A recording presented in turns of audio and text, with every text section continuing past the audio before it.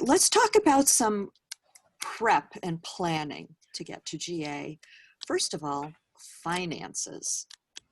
How do you budget? How much money do you budget? Where do you get the money? Well, I can jump in. Just start us off on this one. So the budget, yeah. I will, every year at the beginning of the year, I have these master spreadsheets. And depending on the location of GA, it is sometimes more economical to drive and sometimes more economical to fly, which I was actually surprised by. But given the extra time in the car and extra days in food, I've found that it is often cheaper to fly for our group from Colorado. And so I will make scenario spreadsheets that include lodging costs and registration costs and transportation and food and all of that good stuff, and then figure out, and including our youth and our adults. And I've found over the years that it almost doesn't seem to matter where GA is. The average cost per person tends to end up around $1,000 to $1,200, like for true cost, before any scholarships or grants or anything like that. That's what I've found over the past 6 years. And so from there, then we start working on fundraising. And one of our biggest things is our congregation supports us with a fourth Sunday donation one Sunday. And it typically is actually often the record-breaking Sunday of the year that our congregation gives most generously to support our youth going to GA. And from there, we do lots of different individual fundraisers. Something that my youth came up with a couple of years ago was restaurant fundraisers, because they were doing it at school. Yeah, so places like Chipotle, and around here we have Marco's Pizza, but also On the Border, and different restaurants like this will do a thing where you get a night or an afternoon, like 3 or 4 hours, where all like 10% or 20%, they have their own percentages of the proceeds from all the sales during that period of time go to your group. And it's incredible. And so our youth put that together and advertised, and it becomes a social event for the congregation too. Everybody shows up at the pizza place during these 3 hours to have pizza together. And part of those proceeds go to help our GA trip. So that's been a huge one. But I'm sure there's lots more opportunities. I'm gonna let somebody else chime in. We do. I'm sorry, Mary. Go ahead. One of the things I try to do on a continual basis is encourage my youth to build their leadership resume, if you will, and do things such as applying for the UUA Luminary Leaders Program and really trying to develop those leadership experiences, which also put them in a really good position to apply for UU financial aid for General Assembly. So that's been one of the primary things that I've tried to lift up as a way to get some financial help towards the overall costs. 2 years ago, I applied for a grant through the UUA for our group, and that was granted. So that's definitely something I would encourage other people to check into. And last year, as a religious educator, I was able to get a smaller grant, but helpful as well, through the Faith Development Office for our GA trip. So I would definitely encourage people to check at the different opportunities that the UUA makes available and to take advantage of those. I would agree with both of what's been said. We've done some creative fundraising. We start with a spreadsheet, like Jessica said as well, and really start figuring out, because parents want to know up front what are the numbers. And we do a couple different fundraisers every year. We also have a scholarship fund for our local camps and cons. And we do a couple luncheon type things where we don't charge a price. We ask for a donation, and some people can, give more, and some people give less, and that's fine. Do what you can to help. And I find it's very bonding for the youth group to do a luncheon for the whole congregation. And we make it, one of our best known ones is something called the Rainbow Salad Bar, where everybody just brings a different colored vegetable. We make a rainbow. Southern California, people like eating light, and it's really easy and fun, and the youth have a blast doing it. And these fundraisers build their bond before they go, so it really helps. The other two creative ones we've done is we've done something called Bonfire, which is a t-shirt company where you can design a t-shirt and then promote it online, and once there are enough purchases have been made, you get a check. So that was really nice. The kids designed some really cool shirts that we sold. And then at GA in New Orleans, they were making buttons and selling them on the site, just where the youth group was always carrying them and people were giving them a couple bucks, and that helped pay for their food. So it was kind of out of the box creativity. I'll also jump in on one thing that Mary said is about the donation thing. So we do a Halloween overnight, and as part of our overnight, we'll make like Halloween themed goodies. We'll do like caramel apples and Rice Krispie treats and whatever, and then we sell them at coffee hour the next day as a little fundraiser. And we used to put prices on things, and then we discovered that if we just said donations greatly accepted, the amount we made went up like 2, 3, some years like 5-fold, because there are some people that honestly don't even want whatever it is that you're selling, but they'll put a 20 in if there's no set price, like if it just says donations. And then there's the kid who comes up with 50 cents and takes the biggest candy covered caramel apple. And so everybody gets what they want, and it's beautiful. We've also done a used book and media sale, like book, media, and games. And so we'll collect donations of books and games and DVDs and all that kind of stuff, and then set up tables in our congregation during coffee hour and sell those.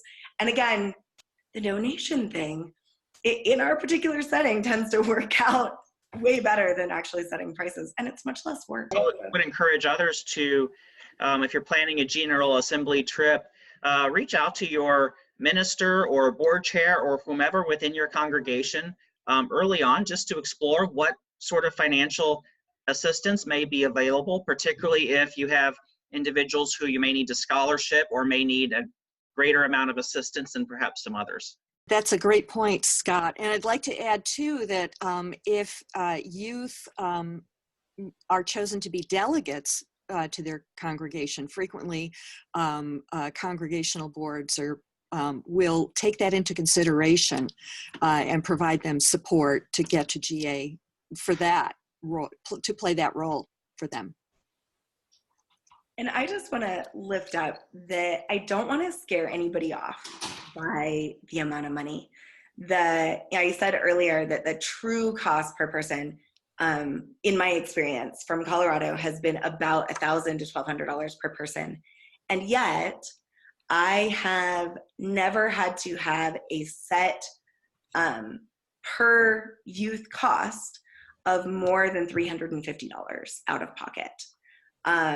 We've had some families who have chosen to pay more because they have more means, and that they would rather put more money into the pot to lower the cost for everybody else.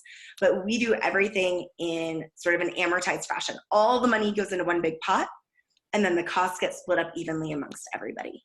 And I found that to be the most equitable way to do it. And so even though all of our youth may apply for scholarships, or all who would qualify for scholarships, the families who have the means and say, no, I'm willing to pay more, so I'm not going to have, my kid apply for scholarships, is fine.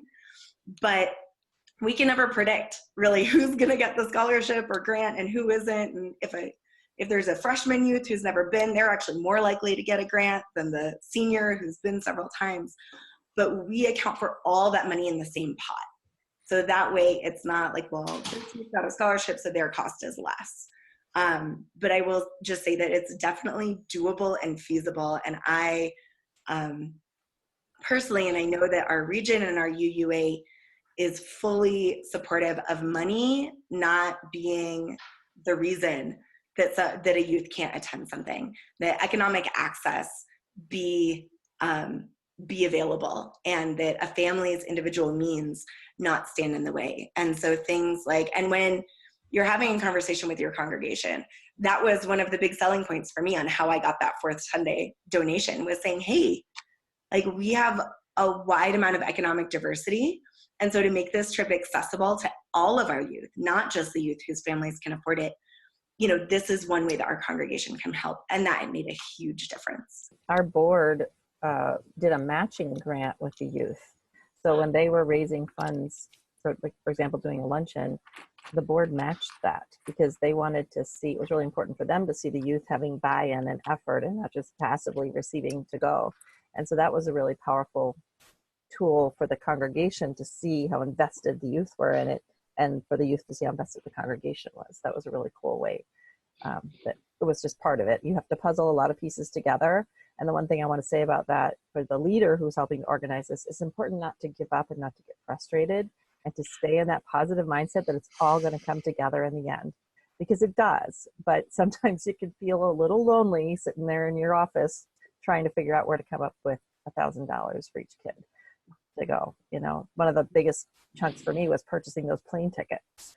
And but it all worked out. So there's a level of commitment that you have to have, and it's totally worth it. I'd just like to add that the UUA offers scholarships programs.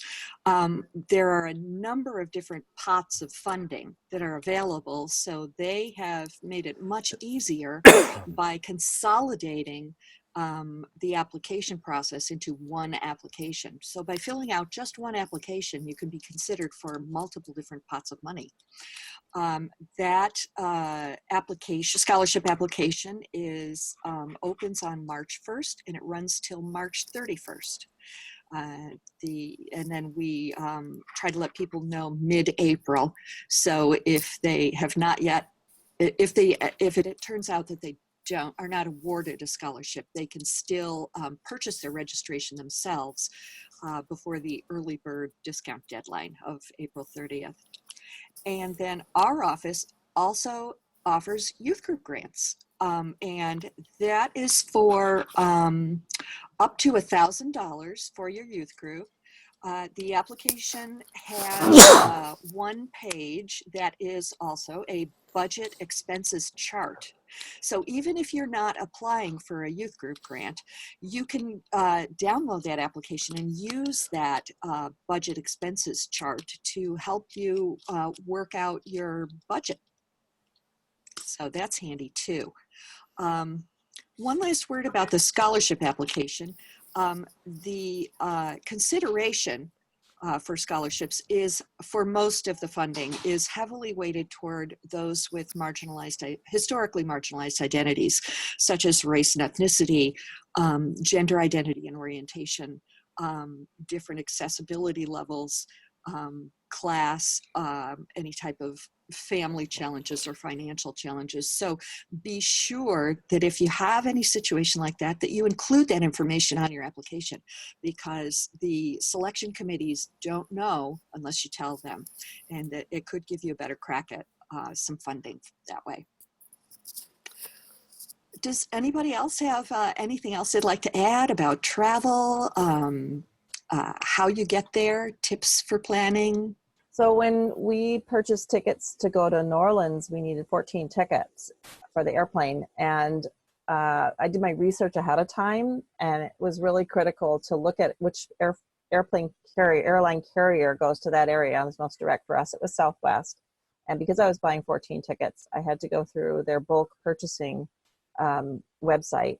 And that took me gathering a lot of information from our families in advance, which included names and birth dates and legal names, so the name on their student ID or the name on their ID if they were driving or had a state ID. So that information was really critical to get in advance before being able to make that bulk purchase, and also knowing the window when you're going to get the best price. So that's research you can do in advance.